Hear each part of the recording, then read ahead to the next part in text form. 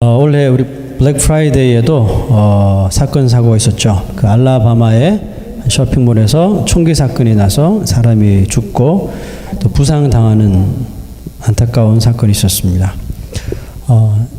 좀 더 아이러니한 거는 뭐냐 하면 매년 이때 같은 사고가 일어나죠. 같은 사고 일어나지만 이 블랙 프라이데이 쇼핑은 계속 오픈을 하고 또 사람들은 줄을 서서 계속 기다린다는 거죠. 이번에 사고가 난 것도 사고가 일어나고 몇 시간 후에 또 그것을 다 정리하고 청소하고 또 오픈을 했다고 하죠. 오픈을 해서 손님을 받았습니다. 마치 아무 일도 없었던 것처럼 말이죠. 불과 몇 시간 전에 자신들의 눈앞에서 안타까운 생명이 총에 맞아 죽어나가는데 왜 사람들은 아무 일도 없었던 것처럼 사는 걸까요? 미국인들의 최대 명절인 이 감사절이 과거에는 정말 미 전 지역에 흩어져 살던 그 가족들이 이날에 다 한자리에 모여서 그동안 나라 또 가족 건강 또 사업을 지켜주신 하나님께 감사를 드리고 정말 이 시간만큼은 가족들과 즐겁게 행복한 시간을 보내는 그런 날이었죠. 그런데 블랙 프라이데이가 생기고 이것이 상품화되면서 이 일 후에는 이런 말이 나올 정도라고 합니다. 저도 읽었는데 터키가 식기도 전에 쇼핑몰에 나가서 줄을 서느라 가족들과 보낼 귀한 시간을 다 잃어버린다. 이제 미국에서는 이 감사절보다 이 블랙 프라이데이가 더 큰 절기가 된 것 같아요. 하나님께 감사하고 가족들과 정말 아름다운 시간을 드리는 것보다 비싼 물건을 싼 가격에 구입하는 쇼핑의 날이 되어버린 것 같아요. 매년마다 사람이 이렇게 죽어나가는데도 아랑곳하지 않는 거예요. 이것을 막기보다는 더 충동하는 이런 광고가 더 열을 올리고 있습니다. 저는 단지 오늘 블랙 프라이데이를 두고 드리는 말씀이 아닙니다. 점점 사회가 이런 물질 중심으로 이렇게 강하게 급하게 바뀌어지고 있어. 어떻게 해서든지 남보다 더 많이 벌려고 하고 더 많이 가지려고 혈안이 되어 있습니다. 이와 같은 현상이 만들어내는 것이 뭘까요? 결국은 우리 인간들 마음에 극단적인 욕심, 탐심과 또 극단적인 이기주의를 만드는 거죠. 사람이 죽어나가도 내가 가질 것은 가져야겠다는 것이죠. 자기가 죽을 수도 있는데 또 남이 어떻게 되든지 판매 수익을 올려야 되겠다는 거죠. 여러분 왜 이와 같은 현상이 생기는 걸까요? 그것은 온전하지 않은 것을 온전한 것인 줄 착각하고 살기 때문에 그렇습니다. 온전하지 않은 물질이 마치 자기 인생에 이거 없으면 큰일 나는 것처럼 또 인생의 전부인 양 비춰지고 있기 때문에 그렇죠. 그래서 가지지 못한 사람은 가진 사람을 부러워하고 또 가진 그 사람을 향해서 복받았다고 말합니다. 정말 그럴까요? 정말 물질을 누리고 가진 사람이 복받은 사람입니까? 여러분 여기서 우리는 참된 복이 무엇인지를 분명히 알아야 합니다. 인간이 추구하는 복은 뭐예요? 인간이 추구하는 복은 무언가 자신이 소원하는 것을 내 손에 집어넣을 때, 그죠? 또 하는 일이 승승장구하거나 정말 일치월장할 때, 또 뭐 나르리 잭팟이 터질 때, 복받았다고 이렇게 말을 합니다. 정말 그게 복받은 걸까요? 그러나 여러분 우리는 그리스도인으로서 성경이 말하는 복을 알아야 돼요. 성경이 말하는 복은 미안하지만 그런 것들과 전혀 상관이 없습니다. 왜냐하면 그것이 정말 그런 것들이 그리스도인들에게 복이라면 여러분 예수님은 정말 저주받은 삶을 평생 살다가 돌아가신 거예요. 그분이 집이 있었습니까? 그분이 뭐 돈이 있었습니까? 뭐 마땅한 여러분들 같은 잡이 있었습니까? 없었어요. 그분 입에서 나는 여우도 집이 있지만 나는 머리 둘 곳이 없다 할 정도로 그렇게 살았어요. 사도 바울은 세상이 추구하는 모든 복을 누렸던 사람이죠. 누리다가 후에 그것을 오히려 예수 믿고 다 버려버린 사람이죠. 왜 버렸어요? 그것이 인간들이 가져야 할 참 복이 아니라는 것을 그 예수를 믿고 확실히 깨달았기 때문에 그렇습니다. 자, 여러분 물질은 절대로 온전할 수 없어요, 여러분. 언젠가는 사라져요. 가지고 싶어도 이것을 영원히 우리가 가질 수가 없다는 거죠. 자, 전도서 5장 10절, 물질을 엄청 가져본 왕 솔로몬이 말했습니다. 은을 사랑하는 자는 은으로 만족하지 못하고 풍요를 사랑하는 자는 소득으로 만족하지 아니하나니 어떻다고요? 이것도 다 헛되도다는 거죠. 이것을 위해서 살면 헛된 인생을 산다는 거예요. 그럼 왜 사람들은 이렇게 온전하지 않은 것을 온전한 것인 것처럼 믿고 사는 걸까요? 사도 요한은 오늘 본문 말씀에서 참 빛에 대하여 말하고 있죠. 여러분, 이 빛은 태양에서 발생하는 빛이 아니라 오히려 그 태양을 만드신 빛이죠. 그 빛이 누구예요? 바로 예수 그리스도이심을 우리가 알고 있습니다. 자, 9절 10절 읽어볼게요. 참 빛 곧 세상에 와서 각 사람에게 비추는 빛이 있었나니 그가 세상에 계셨으며 세상은 그로 말미암아 지은 바 되었으되 세상이 그를 알지 못하였고 그랬어요. 사람들이 온전하지 않은 것을 온전한 것인 줄 알고 믿고 사는 이유가 뭐예요? 마귀가 부리는 어둠이, 이 어둠의 세력이 사람들의 눈을 다 가려버렸거든요. 타락한 이 세상은 정말 참 빛을 원치 않기 때문에 그렇습니다. 여러분, 빛은 뭐예요? 빛은 자연스럽게 빛이 오면 어둠은 이렇게 물러가게 되고 어둠 속에 있는 것이 다 드러나게 하는 성격이 있죠. 그러니까 어둠 속에 속한 자들은 자기 빛 때문에, 참빛 때문에 자기의 추악한 것이 드러나기 때문에 이 빛을 본능적으로 거부하는 거예요. 그래서 그것을 인식하려고도 들지 않습니다. 세상은 자기들의 삶이 그 빛 때문에 방해를 받는 것을 정말 원치 않기 때문에 그렇습니다. 자, 요한복음 3장 19절 20절 읽어보겠습니다. 그 정죄는 이것이니 곧 빛이 세상에 왔을 때 사람들이 자기 행위가 악함으로 빛보다 어두움을 더 사랑한 것이니라. 악을 행하는 자마다 빛을 미워하여 빛으로 오지 아니하나니 이는 그 행위가 드러날까 함이라. 이렇게 타락한 죄인들은 빛을 볼 수도 없을 뿐만 아니라 만일 그 빛을 본다 할지라도 그 빛을 밟아 꺼버릴 가능성이 아주 커요. 왜 그렇죠? 그 빛 때문에 자기의 추악함이 드러나니까. 그러니까 그 참빛이 왔음에도 불구하고 그 참빛을 영접할 수가 없는 거예요. 자, 오늘 11절 보세요. 자기 땅에 오매 누가 왔어요? 참빛인 예수 그리스도가 자기가 창조하신 그 땅에 왔어요. 왔는데 자기 백성이 어떻게 해요? 영접하지 아니하였더라. 왕이 오셨는데 그 왕을 알아보지 못하는 거예요. 아니, 예수님이 자신들의 왕이 되는 것을 싫어한 거예요. 왜 그렇죠? 자신들의 소망, 자신들의 꿈을 이루지 못할 것 같아서 싫어한 거예요. 여러분, 그들의 꿈이 무엇이었어요? 다윗의 혈통을 가지고 태어난 어떤 사람이 권력과 힘을 가지고 오셔서 자기 이스라엘을 다시 일으켜 세우고 온 세상에 이스라엘이 가장 우월하고 가장 강한 민족으로 만들어내는 것이 이스라엘 백성들의 소망이자 꿈이잖아요. 여전히 그 꿈을 꾸고 있죠.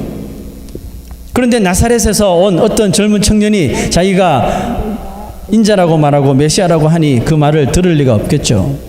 그래도 예수님께서 처음에는 오병이의 기적을 만드시고 사람을 배불리 먹이시고 각종 환자들을 다 막 치료하시는 모습을 보면서 이 이스라엘 백성들 마음속에 아, 저 사람이 우리의 메시아가 되었으면 좋겠다 하는 마음이 들었어요. 왜? 우리를 먹여 살릴 수 있는 능력이 있으니까. 메시아이다가 아니라 메시아이었으면 좋겠다였어요. 여전히 부정하고 있는 거예요. 하지만 예수님이 자신은 의인들을 위해서 온 것이 아니라 죄인들을 위해서 왔다고 하잖아요. 그러니까 유대인들이 자기 죄인들이 아닌데 번지수를 잘못 찾았나 봐 하고 예수님이 결국은 자기는 이 나라를 독립시키는 것이 아니라 십자가에 죽을 거라는 약한 모습을 보이니까 이들의 마음이 싹 변한 거죠. 여러분, 예수님을 십자가에 못 박아 죽은 사람이 누구예요? 유대인들이죠. 유대인들 가운데 누구예요? 제사장, 성전 제사장들, 바리새인들, 사두개인들. 그러니까 이 성경에 대해서 이 성서를 너무나도 잘 아는 사람들이 예수를 결국 십자가 못 박아 죽였거든요. 그런데 여러분, 구약의 예언 그대로 오신 이 메시아를 그들이 여러분 왜 죽였다고 생각하세요?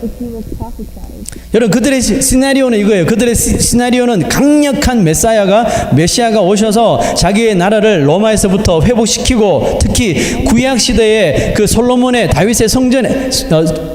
성전의 영광을 다시 재현시켜 주는 거예요. 솔로몬의 그 성전의 영광을 다시 재현시켜 줘야지 성전에서 봉사하는 자기들이 권력을 얻고 사람들을 위해 군림할 수 있기 때문에 그렇습니다. 나아가서는 자기 후손들에게도 계속해서 그런 부와 명예를 쟁취하기를 꿈꾸는 것이죠. 그러므로 그들이 기다리는 참 빛이신 이 메시아는 그렇게 약한 존재가 되어서는 안 된다고 그들이 생각한 거예요.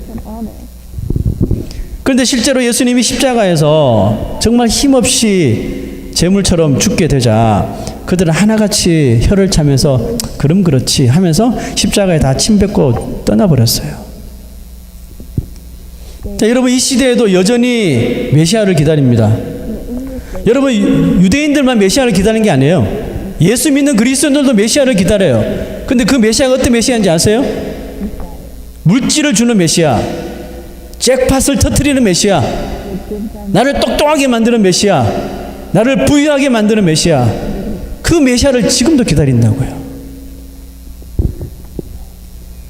그러나 모든 사람들이 참 빛을 알아보지 못한 것은 아니었습니다. 어떤 사람들은 그가 하나님이 보내신 참빛인 메시아이심을 알아보고 영접한 사람들이 있었어요. 12절 봅시다. 영접하는 자 곧 그 이름을 믿는 자들에게는 하나님의 자녀가 되는 권세를 주셨으니, 주시겠다가 아니라 주셨으니, 영접한 자에게 이미 주셨어요. 하나님은 누구든지 참 빛이 되시는 예수 그리스도를 믿는 자들에게는 여러분 엄청난 대가를 주님께서 주시겠다는 거예요. 그게 뭐예요? 바로 하나님, 이 세상을 창조하신 그 하나님의 자녀가 되는 권세를 주신다고 약속하셨어요. 하나님의 사람도 아니고 하나님의 종도 아니고 하나님의 자녀가 되는 권세를 주신대요. 아멘입니까? 여러분 이 권세가 뭡니까? 이 권세라는 단어는 우리의 이 아이덴티티가 이 죄인이라고 하는 이 신분이 격상된다는 뜻이에요. 이 신분이 높아졌다는 의미를 가지고 있어요. 여러분 우리가 이 세상에 살면서 정말 이것보다 더 큰 권세가 있습니까? 여러분 100만 장자가 이것보다 더 크겠습니까? 이 나라의 대통령이 된들 이것보다 더 큰 권세를 가지겠습니까? 100만 장자가 되려면 방법은 두 가지예요.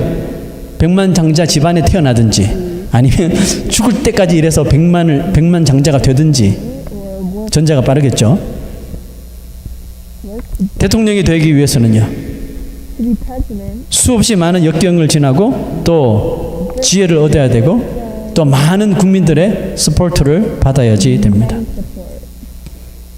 그래 하나님의 자녀가 되는 권세는 이런 방법으로는 절대로 가질 수가 없다고 말하고 있습니다. 자, 13절 한번 보세요.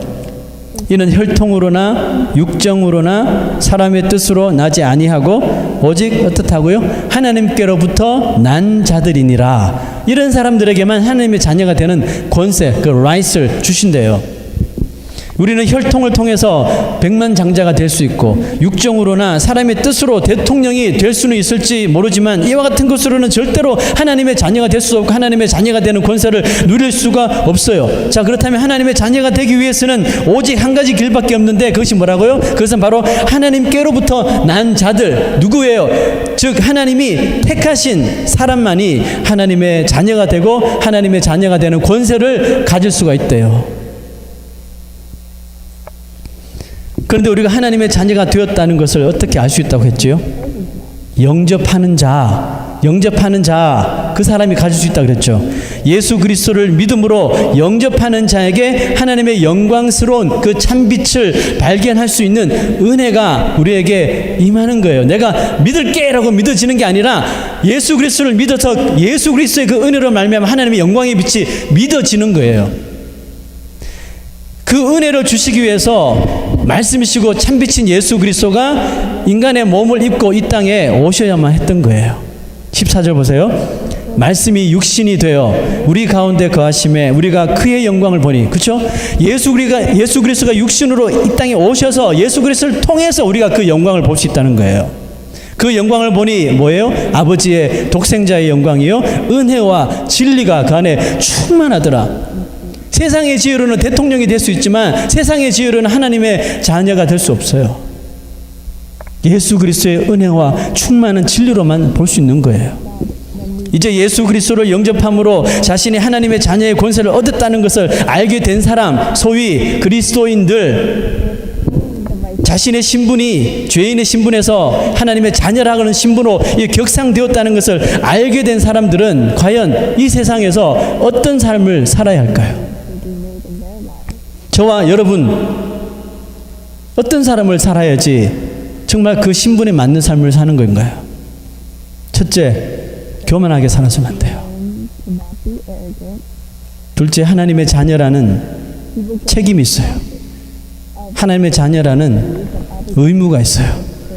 이것을 잘 의식하고 살아갈 수 있어야 합니다.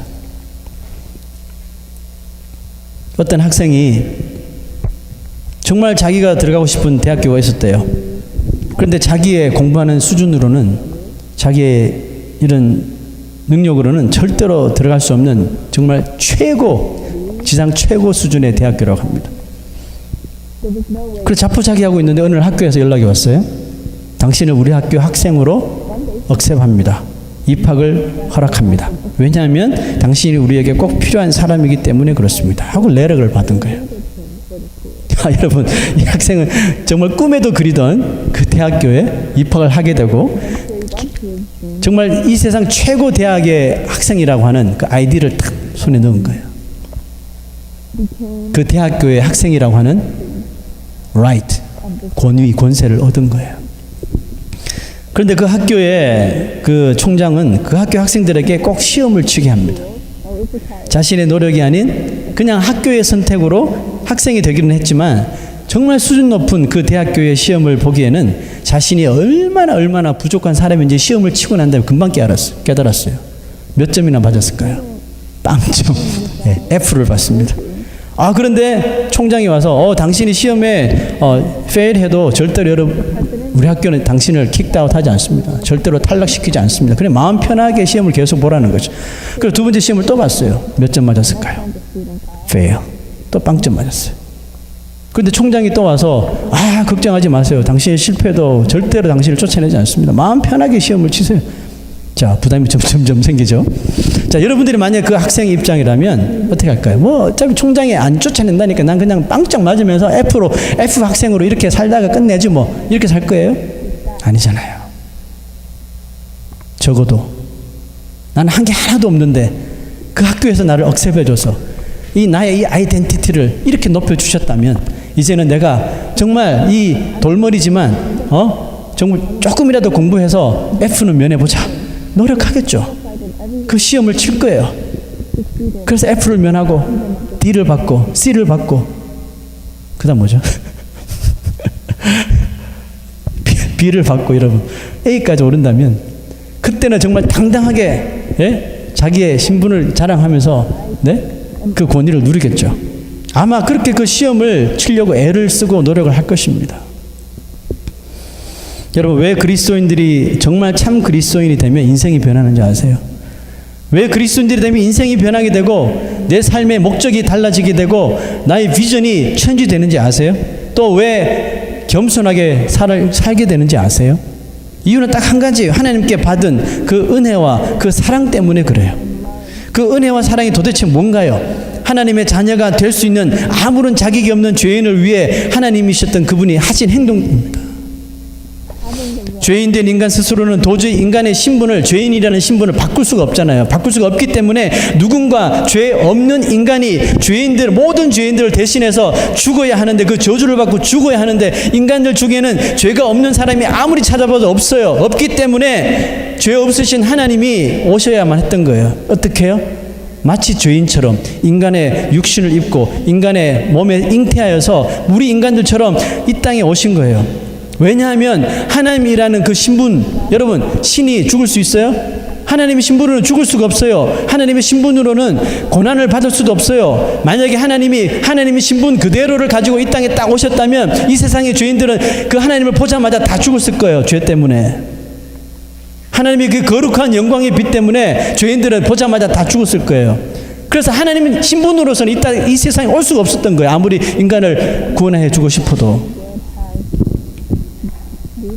여러분, 예수 그리스도가 이 땅에 오셔서 뭘 하셨나요?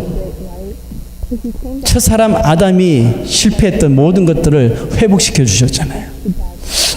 에덴 동산에 그렇게 먹을거리가 많았음에도 불구하고 이 마귀가 주는, 사탄이 주는 유혹에 빠져가지고 그 먹지 말라고 하는 선악과를 낼름 다 먹었잖아요. 그래서 죄가 이 세상에 들어오게 됐잖아요. 예수 그리스도는 그의 공생애를 시작하시기 전에 40일을 광야에서 금식기도를 하십니다. 금식기도 하신 후에 공교롭게도 첫 번째 마귀의 유혹이 뭐였어요? 배불리는 거잖아. 먹게 하는 거잖아요. 돌을 가지고 떡덩이가 되게 하라. 예수님께서는 말씀으로 그 마귀의 유혹을 리젝트 하시죠. 죄 지을 수 있는 유혹을 물리쳐 버리셨어요. 아담은 하나님의 말씀에 불순종하여 죄를 인류에게 이렇게 유입을 시켰지만 둘째 아담인 예수 그리스도는 십자가에서 죽기까지 그 모든 유혹과 조롱과 시험을 끝까지 참으시고 오직 하나님의 말씀에 순종 복종하셔서 결국 죄인들의, 아담으로 인해서 망가진 죄인들의 죽음의 저주를 예수 그리스도 십자가에 죽으심으로 다 끊어주셨다는 것이죠. 첫 사람 아담은 실패했으나 둘째 사람 예수 그리스도는 우리에게 회복을 시켜주셨다는 것입니다. 이 놀라운 사실을, 정말 이 놀라운 사실을 하나님의 은혜로 믿게 되고 깨달아지는 것이 바로 성경에서 말하는 뭐예요? 복이라는 거예요, 여러분. 여러분, 이게 참 복이라는 겁니다. 세상이 추구하는 복과 정말 큰 차이가 있지 않습니까? 그러므로 그리스도인이 된 사람은 성경이 말씀하시는 복을 날마다 추구하는 사람이에요. 그 말은 하나님께서 나에게 은혜를 주셔서 그것을 깨닫게 해 주신 것에 대해서 늘 감사하면서 사는 사람이죠. 하늘의 신령한 축복을 받았기 때문에 이 세상의 물질이나 명예나 이런 권력의 복을 마치 우리가 얻지 못하더라도 거기에 대해서 그렇게 불평하며 살지 않게 되는 거예요. 왜? 나는 더 귀한 복이 있으니까. 그러므로 혹시 그와 같은 물질이나 명예나 이런 권력의 복을 받았을지라도 정말 인생의 참복이 무엇인지를 깨달은 사람이라면 이 세상의 복은 완전한 것이 아니라는 것을 알기 때문에 그것 때문에 지나치게 교만하거나 더욱 큰 욕심을 부리기보다 예수님처럼 낮아져서 겸손히 하나님을 섬기는 삶을 살게 되는 것입니다. 여러분 분명히 아셨죠? 왜 그리스도인들이 겸손하게 이 세상에서 섬기며 살아야 하는지. 그것이 바로 이유예요. 우리는 참 복을 얻었기 때문에 그렇습니다. 미국에서 어떤 사람이, 과거에 미국에서 어떤 사람이 그 라러리에 당첨이 되었습니다. 그래서 수백만 불을 가지게 되었대요. 복 받은 사람인가요? 부럽죠? 그런데 그 사람이 크리스찬이었던 거예요. 그 수백만 불 중에 11조를 뗀 거예요. 10만 불 11조를 떼어서 구세군 교회에 헌금을 했다고 합니다. 11조로. 이것은 제가 라리에 당첨돼서 11조를 드린 겁니다. 10만 불을. 근데 주일이 지난 후에 구세군 교회에서 회의가 열렸대요. 그 돈을 받을 건지 받지 않을 건지에 대해서 회의를 하기 시작했대요. 자, 여러분 이와 같은 회의가 열렸다는 그 자체가 참 의미 있는 일이에요. 그들은 왜 회의를 하게 된 걸까요? 그 돈을 받을까 받지 말까 이겁니까? 아니에요. 과연 이 라러리에 당첨된 돈에서 11조를 하나님께서 기뻐하실까 기뻐하지 않으실까, 그거에 대해서 회의를 한 거예요. 그리고 결론이 어떻게 났냐면 그 돈을 10만 불을 다시 주인에게 돌려주자는 쪽으로 결론이 나서 그 사람을 불러서 사과하고 다시 돌려줬대요. 어떻게 생각하세요? 이 문제를 두고 이렇다 저렇다 말들이 많았습니다. 이게 정말 성경적이냐? 성경적이지 않느냐? 돌려주는 게 맞느냐? 안 맞느냐? 말들이 많았대요. 자, 여러분, 물론 하나님은 하나님의 백성들이 드리는 헌금 모두를 다 받진 않으셔요. 성경에도 보면 부자의 헌금 안 받으시고 가난한 과부의 헌금 받으셨잖아요. 그 이유가 있었죠. 모든 헌금을 다 받으시는 하나님이 아니시라고요. 우리는 헌금을 드릴지 모르지만 그건 받으시는 분에 달려 있어요. 많이 드리건 적게 드리건 여러분 그것이 문제가 아니라 헌금을 드리는 그 사람의 마음이 뭐냐. 그죠? 그 마음 중심에 일부를 드리든지 코인 하나를 드리든지 1000불을 드리든지 10,000불을 드리든지 그게 문제가 아니고 헌금을 드리는 그 사람의 마음을 하나님께서 체크하신다고 그러셨어요. 많이 드려도, 아무리 많이 드려도 그것이 떳떳하게 번 돈이 아니라면, 떳떳하지 않은 돈이라면 하나님께서 받지 않으시겠죠. 그렇지만 돈이 없어서 적게 드리는데도 막 인색함으로 드린다면 그 코인 하나라도 하나님께서 안 받으시는 거예요. 저는 이 자리에서 그 사람의 행동의 잘잘못을 따지기보다 그저 그런 결정을 내리게 된 그 교회와 그 사람들이 참 멋있어 보였습니다. 누가 뭐라든 상관없이 교회가 좀 교회다워 보이지 않습니까? 성도가 좀 성도다워 보이지 않습니까? 그 10만 불 있으면 없고 없으면 어떻습니까? 교회가 교회다워야죠. 교회가 교회다운 게 뭐예요? 교회가 하나님의 말씀에 순종하는 게 교회다운 거죠. 성도다운 게 뭐예요? 성도가 하나님의 말씀 따라 사는 게 성도다운 거죠. 우리 교회 그런 일이 발생한다면 어떤 결론을 내릴지 모르겠습니다. 우리도 멋진 교회가 되어야 되겠죠. 여러분, 하나님이